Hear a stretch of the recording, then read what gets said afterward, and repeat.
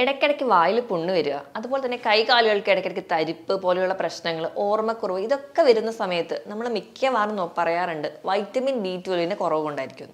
അപ്പോൾ ഈ vitamin B12 കിട്ടാൻ വേണ്ടി നമ്മൾ എന്തൊക്കെ തരത്തിലുള്ള ഭക്ഷണങ്ങൾ കഴിക്കണം, അത് കുറഞ്ഞാൽ എന്തൊക്കെ ദോഷങ്ങളാണ് നമ്മുടെ ശരീരത്തിൽ ഉണ്ടാകുന്നത് എന്നൊക്കെ നമുക്ക് ഈ വീഡിയോയിലൂടെ നോക്കാം. ഞാൻ ഡോക്ടർ പ്രിയ.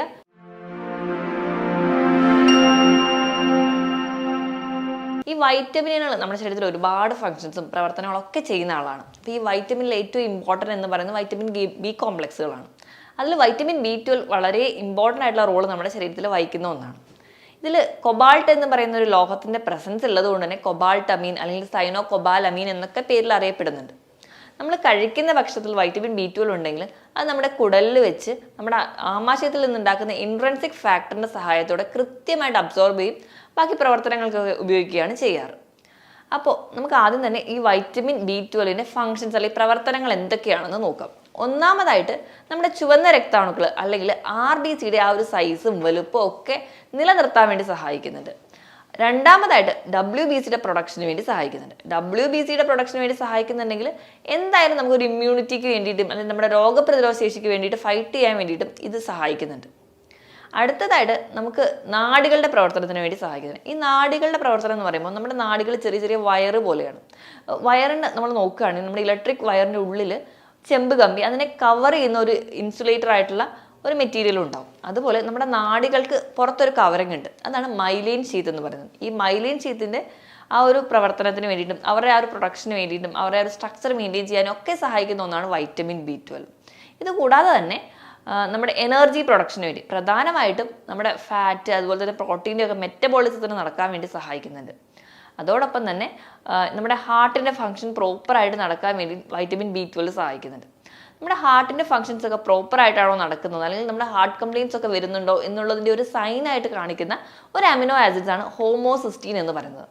ഈ ഹോമോസിസ്റ്റീൻ്റെ മെറ്റബോളിസത്തിന് സഹായിക്കുന്ന ഒന്നാണ് വൈറ്റമിൻ B12. അപ്പോൾ വൈറ്റമിൻ B12 നമ്മുടെ ശരീരത്തിൽ കുറയുന്ന സമയത്ത് ഹോമോസിസ്റ്റീൻ്റെ അളവ് കൂടുകയും അത് നമുക്ക് ഹാർട്ട് കംപ്ലയിൻസും നമ്മുടെ രക്തക്കൊള്ളുകളെയൊക്കെ ബാധിക്കുന്ന തരത്തിലുള്ള രോഗത്തിലേക്ക് പോകാനും ഒരു റിസ്ക് ഫാക്ടറായിട്ട് നമ്മൾ കാണാറുമുണ്ട്. ഇതോടൊപ്പം തന്നെ നമ്മുടെ ശരീരത്തിലെ പല ഗ്രന്ഥികളുടെ പ്രധാനമായിട്ടും തൈറോയ്ഡ് ഗ്രന്ഥികളുടെയും അതുപോലെ തന്നെ അഡ്രിനൽ ഗ്രന്ഥികളുടെയൊക്കെ പ്രവർത്തനത്തിന് വേണ്ടി സഹായിക്കുന്നതും വൈറ്റമിൻ B12 ആണ്. നമ്മുടെ ആമാശയത്തിൻ്റെയും നമ്മുടെ കുടലിൻ്റെയും ഒക്കെ ഒരു സംരക്ഷണത്തിന് വേണ്ടിയിട്ടും ഇപ്പോൾ നമുക്ക് വായിൽ പുണ്ണ് വരാതിരിക്കാനും ഒക്കെ നമ്മളെ പ്രൊട്ടക്ട് ചെയ്യുന്ന ഒരു വൈറ്റമിനാണ് വൈറ്റമിൻ B12 എന്നുള്ളത്. ഇതിനോടൊപ്പം തന്നെ നമ്മുടെ DNA സിന്തസിസിനും അല്ലെങ്കിൽ DNA ചെറിയ ചെറിയ റിപ്പയർ ഒക്കെ നടക്കാനുണ്ടെങ്കിലും അതിനൊക്കെ സഹായിക്കുന്ന ഒരു വൈറ്റമിൻ കൂടിയാണ് വൈറ്റമിൻ B12 എന്നുള്ളത്. നമുക്ക് വേണ്ട നോർമൽ വൈറ്റമിൻ B12 ലെവൽ എന്ന് പറയുന്നത് 300 പൈക്കോഗ്രാമാണ് അല്ലെങ്കിൽ 0.3 മില്ലിഗ്രാമാണ് നമുക്ക് വേണ്ടത്. അപ്പം നമ്മൾ നോർമലി വൈറ്റമിൻ B12 ഒന്ന് ടെസ്റ്റ് ചെയ്യാനോ ഒന്നും അങ്ങനെ പോകാറില്ല. പൊതുവേ ലക്ഷണങ്ങളൊക്കെ കേൾക്കുമ്പോൾ നമ്മൾ വൈറ്റമിൻ B12 കുറവാണ് അല്ലെങ്കിൽ ബി കോംപ്ലക്സ് വൈറ്റമിൻ്റെ ഒരു ഡെഫിഷ്യൻസി മൂലമാണ് എന്ന് പറഞ്ഞാണ് നമ്മൾ മിക്കവാറും എല്ലാവരും തന്നെ ട്രീറ്റ് ചെയ്യാറ്. അപ്പോൾ ഈ വൈറ്റമിൻ B12 കുറഞ്ഞാൽ നമ്മുടെ ശരീരത്തിൽ എന്തൊക്കെ ലക്ഷണങ്ങൾ കാണിക്കുമെന്ന് നോക്കാം. അപ്പോൾ ഒന്നാമതായിട്ട് പറയുകയാണെങ്കിൽ വായിൽ പുണ്ണ് ഇടയ്ക്കിടയ്ക്ക് വരിക, വിട്ട് മാറാതെ ഒരു പുണ്ണ് കഴിയുമ്പോഴത്തേക്കും അടുത്തത് വരിക, അല്ലെങ്കിൽ അത് റിക്കറൻ്റ് ആയിട്ട് നിൽക്കുക, വരുന്ന പുണ്ണ് തന്നെ ഉണങ്ങാൻ താമസിക്കുക, അങ്ങനത്തെ ഒരുപാട് പ്രശ്നങ്ങൾ.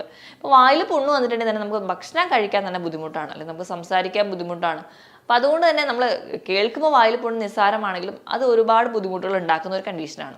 അപ്പോൾ ഈ വായിൽ പുണ്ണിനോടൊപ്പം തന്നെ നമ്മുടെ നാവ് നല്ല രീതിയിൽ ചുമന്ന് തിളക്കമായിട്ട് നിൽക്കുന്ന ഒരു കണ്ടീഷൻ നമ്മൾ ഗ്ലോസൈറ്റിസ് എന്ന് പറയും. അപ്പോൾ ഇതൊരു വൈറ്റമിൻ B12 കുറഞ്ഞുള്ള ആൾക്കാർ ഒരു റെഡ് ഫ്ലാഗ് സൈനായിട്ട് തന്നെ നമുക്ക് ഗ്ലോസൈറ്റിസിനെ പറയാൻ പറ്റും.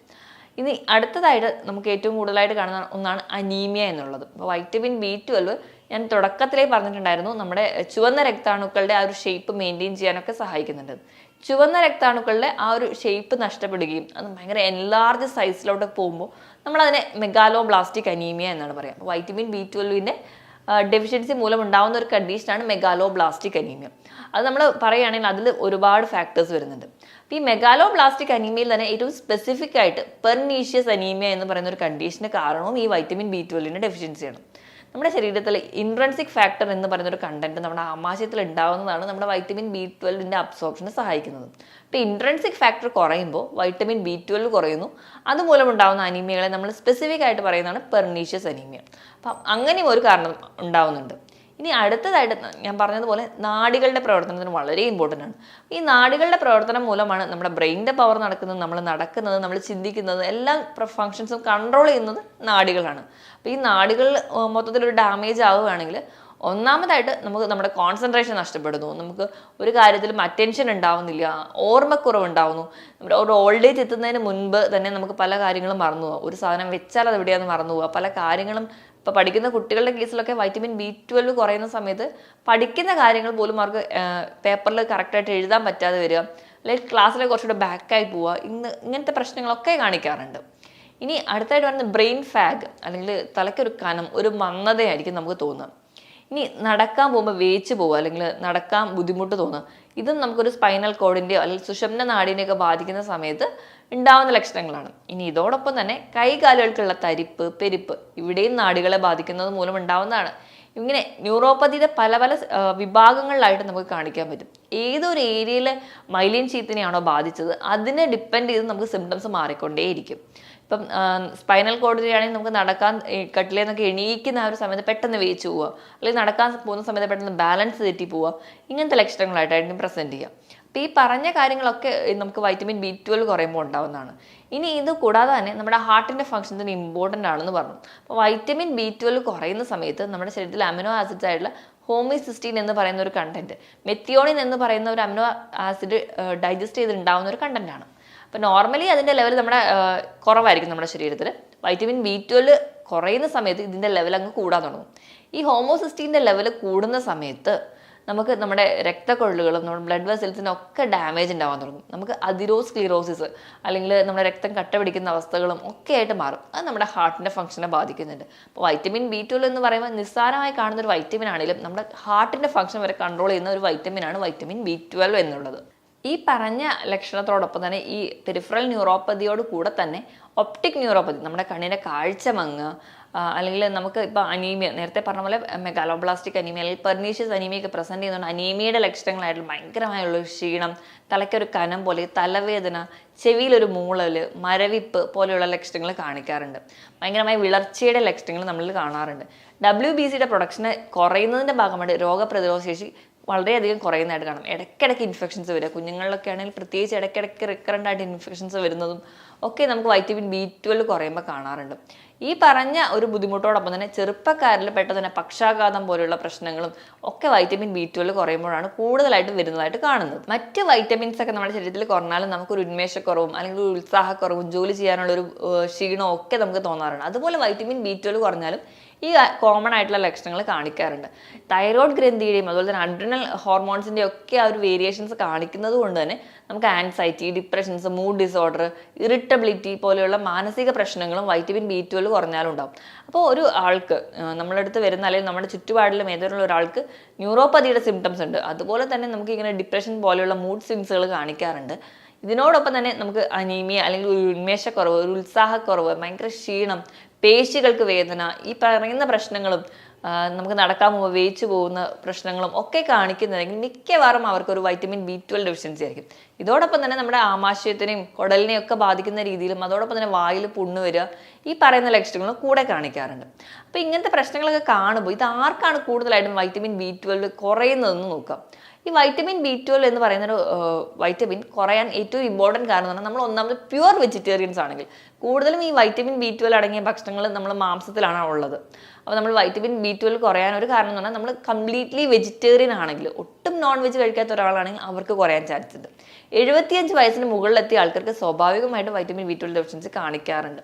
ഇത് കൂടാതെ തന്നെ വൈറ്റമിൻ B12 അബ്സോർബ് ചെയ്യണമെങ്കിൽ നമ്മുടെ കുടലിൽ ഇൻട്രൻസിക് ഫാക്ടർ എന്ന് പറയുന്ന ഒരു കണ്ടന്റ് വേണം. അപ്പോൾ നമ്മുടെ കുടലുമായി ബന്ധപ്പെട്ട എന്തെങ്കിലും രോഗങ്ങൾ, കോൺസ് ഡിസീസ്, സീലിയാക് ഡിസീസ്, അല്ലെങ്കിൽ ഇപ്പോൾ എന്തെങ്കിലും സർജറി ഒക്കെ കുടലിന് ചെയ്ത ആൾക്കാരാണെങ്കിൽ ഇവർക്കൊക്കെ ഒരു വൈറ്റമിൻ B12 ഡെഫിഷ്യൻസി കാണിക്കാറുണ്ട്. ഈ പറഞ്ഞ കൂട്ടുകാരോടൊപ്പം തന്നെ അധികമായിട്ട് മദ്യപാനം ശീലമുള്ള ആൾക്കാർ, കണ്ടിന്യൂസ് ആയിട്ട് ഓറൽ കോൺട്രാസെപ്റ്റീവ് പിൽസ് കഴിക്കുന്ന ആൾക്കാർ, അതുപോലെ തന്നെ ആവശ്യമില്ലാതെ മരുന്ന് കഴിക്കുന്ന ആൾക്കാർ, ഡോക്ടറെ പ്രിസ്ക്രിപ്ഷൻ ഒന്നും കൂടാതെ മരുന്ന് കഴിക്കുന്ന ആൾക്കാർക്ക് നമ്മുടെ ആമാശയത്തിൽ കൃത്യമായിട്ടൊരു ബാക്ടീരിയകളൊന്നും ഇല്ലെങ്കിൽ, അല്ലെങ്കിൽ നമുക്ക് ഗുണകരമായിട്ടുള്ള ബാക്ടീരിയകളൊക്കെ നശിച്ചു പോകുന്നതിൻ്റെ ഭാഗമായിട്ട് കറക്റ്റായിട്ട് ഈ ഒരു വൈറ്റമിൻ B12 അബ്സോർപ്ഷൻ നടക്കാതെ വരികയും അങ്ങനെയും ഈ ഒരു വൈറ്റമിൻ B12 ഡെഫിഷ്യൻസി കാണിക്കാറുണ്ട്. അപ്പം എന്ത് തരത്തിലുള്ള ഭക്ഷണമാണ് കഴിക്കേണ്ടത് എന്ന് നമുക്ക് നോക്കാം. ഏറ്റവും ഇമ്പോർട്ടൻ്റ് ആയിട്ടുള്ള നോൺ വെജ് ഫുഡ് തന്നെയാണ്. ബീഫ് അല്ലെങ്കിൽ ചിക്കൻ പോലെയുള്ള പ്രോട്ടീൻസ്, മുട്ടയുടെ മഞ്ഞ, അതുപോലെ പാലുൽപ്പന്നങ്ങൾ, പനീർ, തൈര്, ചീസ്, ഇവയിലൊക്കെ B12 അടങ്ങിയിട്ടുണ്ട്. ഇലക്കറികളിലും ധാരാളമായിട്ട് വൈറ്റമിൻ B12 അടങ്ങിയിട്ടുണ്ട്. അപ്പോൾ നമ്മുടെ വൈറ്റമിൻ B12 ഡെഫിഷ്യൻസി കാണിക്കുന്ന ആൾക്കാരാണെങ്കിൽ നിർബന്ധമായിട്ടും ഈ ഒരു ഭക്ഷണങ്ങളാണ് കഴിക്കേണ്ടത്. ഇപ്പോൾ കംപ്ലീറ്റ്ലി ഒരു വെജിറ്റേറിയൻ ആണെങ്കിൽ അവർ കംപ്ലീറ്റ്ലി ഈ ഒരു ഭക്ഷണങ്ങളൊന്നും കഴിക്കുന്നുണ്ടാവില്ല. അപ്പം അങ്ങനെയുള്ള ആൾക്കാർക്ക് വേണ്ടി ഫോർട്ടിഫൈഡ് ചെയ്തിട്ടുള്ള സിറിയൽസും പൾസസും ഒക്കെ ഉണ്ട്. ഈ വൈറ്റമിൻ B12ന്റെ കണ്ടന്റ് അടങ്ങിയിട്ടുള്ള സിറിയൽസും പൾസസും ഉണ്ട്. അപ്പോൾ അത് നിങ്ങൾ കഴിക്കേണ്ടതാണ്. ഇപ്പോൾ അതും അല്ലെങ്കിൽ കറക്റ്റായിട്ട് ഒരു ഡോക്ടറോട് അഡ്വൈസ് പ്രകാരം തന്നെ വൈറ്റമിൻ B12ന്റെ ടാബ്ലറ്റ്സുകൾ നിങ്ങൾ നിർബന്ധമായിട്ടും കഴിക്കുക. ഇല്ലെങ്കിൽ ഈ പറയുന്ന കോംപ്ലിക്കേഷൻസ് നമുക്ക് ഒരു പ്രായം എത്തുന്നതിൻ്റെ മുൻപ് തന്നെ വരാം. ഇനി കറക്റ്റായിട്ട് വൈറ്റമിൻ B12ന്റെ ഒരു അബ്സോർപ്ഷൻ നടക്കണമെങ്കിൽ നമ്മുടെ ശരീരത്തിൽ ആ ഒരു pH മെയിൻറ്റെയിൻ ചെയ്യണം. നമ്മുടെ ആമാശയത്തിൻ്റെ pH മെയിൻറ്റെയിൻ ചെയ്യാൻ വേണ്ടിയിട്ട് പൊട്ടാസ്യം അടങ്ങിയിട്ടുള്ള ഭക്ഷണങ്ങൾ നിർബന്ധമായിട്ടും കഴിക്കുക. ഇതിനോടൊപ്പം തന്നെ അപ്പം പൊട്ടാസ്യം അടങ്ങിയ ഭക്ഷണങ്ങൾ എന്ന് പറയുമ്പോൾ ഉലുവ, മാതളം, കരിക്ക്, ഏത്തപ്പഴം, ഇവയിലൊക്കെ പൊട്ടാസ്യം അടങ്ങിയിട്ടുണ്ട്. നമ്മൾ കഴിക്കുമ്പോൾ മാക്സിമം ഇതൊക്കെ ഉൾപ്പെടുത്താൻ വേണ്ടി ശ്രദ്ധിക്കുക. അപ്പം നമ്മുടെ ആമാശയത്തിൻ്റെ pH കറക്റ്റായിരിക്കും, കറക്റ്റായിട്ട് ഒരു അബ്സോർപ്ഷനും നടക്കാൻ സഹായിക്കും. ഇനിയിപ്പം അസിഡിറ്റി, ഗ്യാസ്ട്രൈറ്റിസ് പോലുള്ള ആൾക്കാരാണെങ്കിൽ കഴിവതും ഈ ഒരു ജങ്ക് ഫുഡുകൾ കംപ്ലീറ്റ്ലി ഒഴിവാക്കുക. ജങ്ക് ഫുഡുകൾ ഒഴിവാക്കിയിട്ട് കുറച്ചുകൂടെ ഹെൽത്തി ആയിട്ട് നമ്മുടെ വീട്ടിലൊക്കെ ഉള്ള ഭക്ഷണങ്ങൾ തന്നെ കഴിക്കാൻ വേണ്ടി ശ്രദ്ധിക്കുക. ഇനി ഇതോടൊപ്പം തന്നെ നമ്മുടെ ആമാശയത്തിൻ്റെ ഒരു പ്രോപ്പർ ആയിട്ടുള്ള ആ ഒരു ഡൈജഷൻ പ്രോസസ്സ് നടക്കാൻ വേണ്ടിയിട്ട് നമുക്ക് പ്രോബയോട്ടിക്സ് വളരെ ഇമ്പോർട്ടൻ്റ് ആണ്. അപ്പോൾ പ്രോബയോട്ടിക്സിൻ്റെ ഇമ്പോർട്ടൻസ് ഉള്ളതുകൊണ്ട് തന്നെ പുളിയില്ലാത്ത തൈര് ദിവസവും കഴിക്കുന്നത് ഏറ്റവും ഉത്തമമാണ്. അതോടൊപ്പം തന്നെ നമുക്ക് പഴങ്കഞ്ഞി, നമ്മുടെ വീട്ടിൽ തന്നെ ഉണ്ടാക്കുന്ന നല്ലെണ്ണ കൊണ്ട് ഉപയോഗിച്ചുണ്ടാക്കുന്ന അച്ചാറുകൾ, ഉപ്പിലിട്ടുള്ള ക്യാബേജുകൾ, ക്യാരറ്റ്, ഇവയൊക്കെ ഒരു പ്രോബയോട്ടിക് ആയിട്ട് ആക്ട് ചെയ്യും. ഈ പ്രോബയോട്ടിക്കിനെ സപ്പോർട്ട് ചെയ്യുന്നവരെ നമ്മൾ പ്രീബയോട്ടിക്സ് എന്നാണ് പറയാം. പ്രീബയോട്ടിക് ആയിട്ടുള്ളതാണ് പുളിപ്പിച്ചിട്ടുള്ള മാവ് കൊണ്ടുണ്ടാക്കുന്ന ഇഡ്ഡലി, ദോശ, അപ്പം, ഇവയൊക്കെ പ്രീബയോട്ടിക്കാണ്. അപ്പോൾ നമ്മൾ കഴിക്കുന്ന ഭക്ഷണത്തിൽ നമ്മൾ വൈറ്റമിൻ B12 അടങ്ങിയത് മാത്രം കഴിച്ചാൽ പോരാ, അതിനെ സപ്പോർട്ട് ചെയ്യാൻ വേണ്ടി പ്രോബയോട്ടിക്കും പ്രീബയോട്ടിക്കും പൊട്ടാസ്യം അടങ്ങിയിട്ടുള്ള ഭക്ഷണങ്ങൾ കൂടെ കഴിക്കേണ്ടതാണ്. ഇങ്ങനെയൊക്കെ നമ്മുടെ ഭക്ഷണമൊക്കെ ഇത് നിയന്ത്രിക്കുകയാണെങ്കിൽ ഒരു പരിധി വരെ നമുക്ക് വൈറ്റമിൻ B12 ഡെഫിഷ്യൻസി ഓവർകം ചെയ്യാൻ പറ്റും. അതോടൊപ്പം നമ്മൾ ഹെൽത്തി ആയിട്ടിരിക്കുക. നമ്മൾ എന്ത് ഭക്ഷണം കഴിച്ചാലും നമ്മൾ ഹെൽത്തി ആയിട്ട് ഇരിക്കുകയാണെങ്കിൽ, നമ്മുടെ ബോഡി വെയിറ്റ് റെഗുലേറ്റ് ചെയ്തിട്ടുണ്ടെങ്കിൽ, നമ്മൾ ആവശ്യത്തിന് വെള്ളം കുടിക്കുക, ഒരാഴ്ചയിൽ 5 ദിവസമെങ്കിലും കൃത്യമായ ഒരു വ്യായാമം കൂടി ഉണ്ടെങ്കിൽ നമ്മുടെ ശരീരം കറക്റ്റ് ഒരു കംപ്ലീറ്റ്ലി ഒരു ഹെൽത്തി സൈക്കിളിലൂടെ പോവുള്ളൂ. അപ്പോൾ ഈ പറഞ്ഞ കാര്യങ്ങളൊക്കെ മെയിൻറ്റെയിൻ ചെയ്യുകയാണെങ്കിൽ നമ്മൾ ഹെൽത്തി ആയിട്ട് ഇരിക്കാനും പറ്റും. ഞാൻ ഈ പറഞ്ഞ കാര്യത്തിൽ എന്തെങ്കിലും ഡൗട്ട് ഉണ്ടെങ്കിൽ താഴെ കാണുന്ന നമ്പറിൽ കോൺടാക്ട് ചെയ്യുക. മറ്റൊരു ഹെൽത്ത് ടോപ്പിക്കുമായിട്ട് വീണ്ടും കാണുന്നത് വരെ നന്ദി.